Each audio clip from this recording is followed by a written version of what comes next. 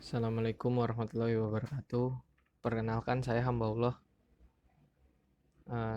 Sekarang saya hanya mau omongin aja yang ada di pikiran saya dan sekalian saya tanya-tanya dikit kepada kalian. Mungkin kalau bisa jawab, tolong bantu saya jawab. Jadi pikiran saya, pernah gak sih kalian berpikir kenapa di Jakarta sedikit bahkan hampir gak ada bencana-bencana alam dibanding daerah-daerah lain? Maksudnya bencana alam nih, bencana-bencana skala besar ya, yang banjir bermeter-meter atau tsunami dan sejenisnya. Ya mungkin sebagian dari kalian setelah mendengar ini akan cari-cari info di internet. Wah, kenapa nih kok Jakarta bisa nggak kena banjir-banjir atau musibah-musibah bencana-bencana besar lainnya? Mungkin sebagian lagi bakal berpikir, oh mungkin emang letak geografisnya, atau karena memang sekitaran Jakarta ini nggak ada hutan, gunung, dan sebagainya. Mungkin kalian akan nemuin jawabannya itu di Jakarta itu masalahnya banjir. Tapi kalau kalian perhatiin banjirnya itu gak separah di wilayah-wilayah lain. Di Jakarta ada gempa, tapi gempanya itu nggak gempa jadi pusat titik gempa, melainkan gempa-gempa efek-efek dari sekitaran gitu. Misalnya kayak di Banten waktu itu gempa yang ada tsunami juga. Nah itu Jakarta terasa cuma efek-efek sisa-sisanya aja. Jadi saya juga mikirnya seperti itu. Nah, kenapa saya mikir seperti ini? Karena sebelumnya saya pernah diskusi dengan ayah saya terkait ini. Sebelum akhirnya saya berpikir untuk menyampaikan pikiran saya ini.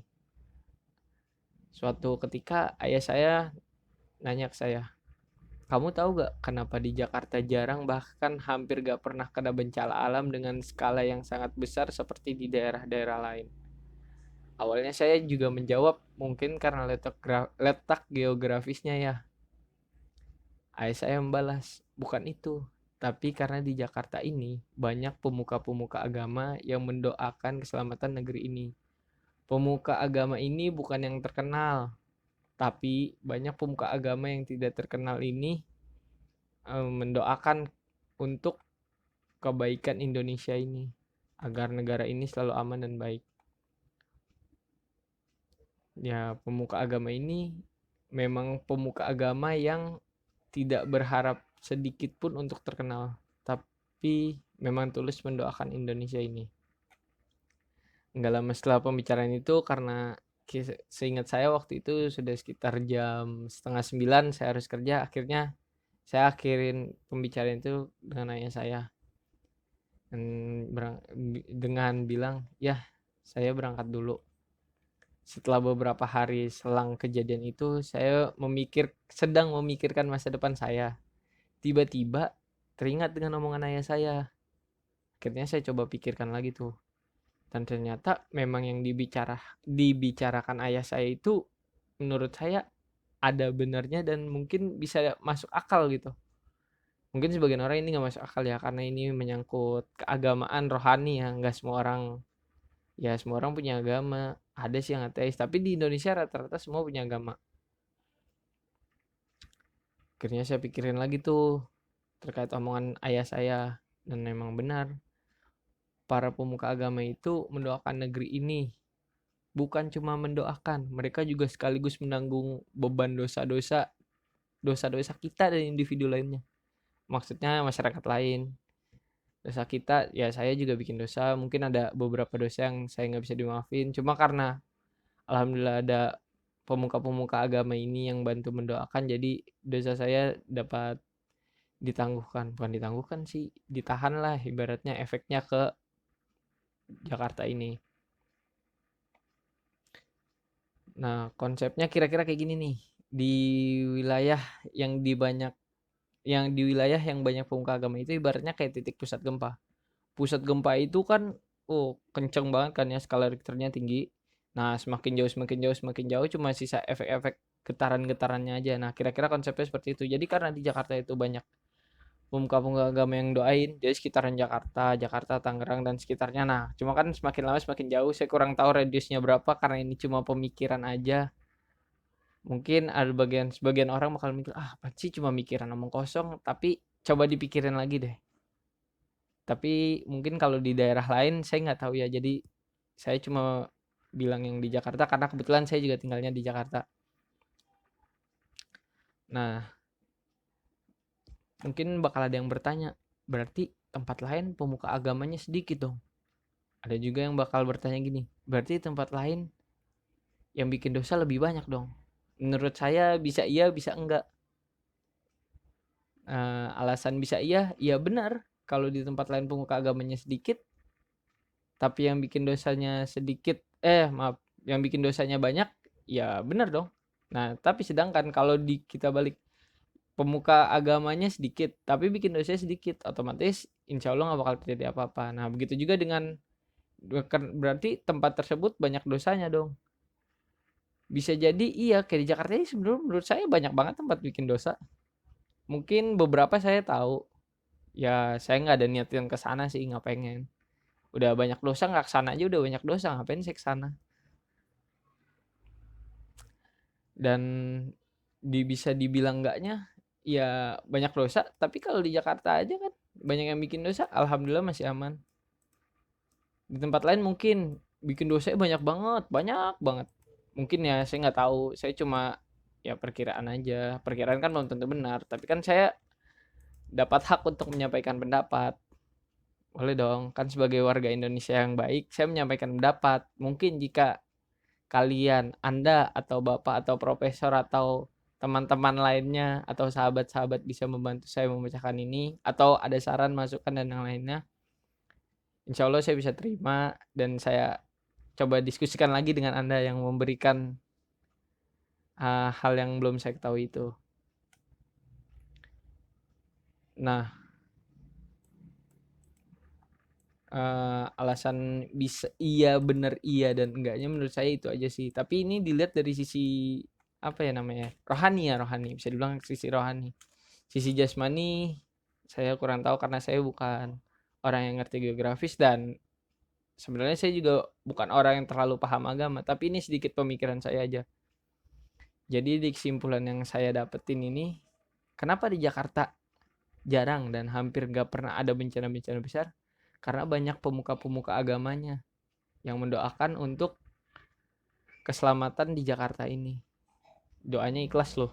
Ikhlas. Doanya bukan cuma doa buat diri sendiri, doanya juga buat doa nanggung beban kita, dosa-dosa kita. Ya mungkin kita nggak sadar, mungkin sebagian orang bakal pikir, ah masa sih, nggak mungkin lah, nggak masuk akal gitu. Nah, kalau kalian punya jawaban yang masuk akal ya, mungkin ya paling kalian nyari di Google atau baca buku atau nanya orang tua kalian juga kayak saya. Coba kalian pikirin sendiri dulu sebelum kalian nyari sumber-sumber lain. Ya emang sih saya juga kan ini dari pembicaraan dengan ayah saya, tapi coba deh kalian pikirin. Dan mungkin kalau ada beberapa hal yang kalian pikirin dan kalian gak berani ngomong, kalian bisa coba diskusin sama saya. Ya coba kasih tahu saya aja apa. Nanti saya coba pikirin, saya coba diskusi lagi dengan ayah saya. Ayah saya bukan orang bijak, cuma ada beberapa pengetahuan yang mungkin ayah saya lebih ketahuin daripada kalian yang dengar ini. Jadi kan gak ada salahnya, coba aja dulu. Nanti saya coba tanyakan dengan ayah saya. Ya emang sih ya, kalau dibilang saya emang orang yang ngaduan sama ayah saya. Tapi bukan hal ngaduan kayak ada masalah ini, ada masalah itu. Enggak, kita sering diskusi aja. Ya alhamdulillah saya punya orang tua yang bisa diajak diskusi. Kebetulan ibu saya juga bisa, tapi kebetulan terkait hal-hal ini saya lebih sering diskusi dengan ayah saya. Mungkin segitu aja ya. Jadi intinya gini, kalian jangan banyak bikin dosa. Ulama itu ulama, pemuka agama lain, paus, biksu dan semacamnya itu udah banyak bantu kita dengan doa-doanya. Mungkin kita nggak tahu ya namanya doa, doa yang terbaik mah doa yang tidak diketahui oleh yang tertujunya. Jadi coba kurang-kurangin dosa, kita minta banyak-banyak ampunan sama Allah, sama Tuhan kita, sama dewa.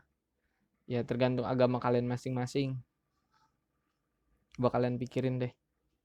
Menurut kalian pemikiran saya ini bisa nggak diterima oleh kalian? Kalau nggak bisa, coba ngomong, kita diskusi.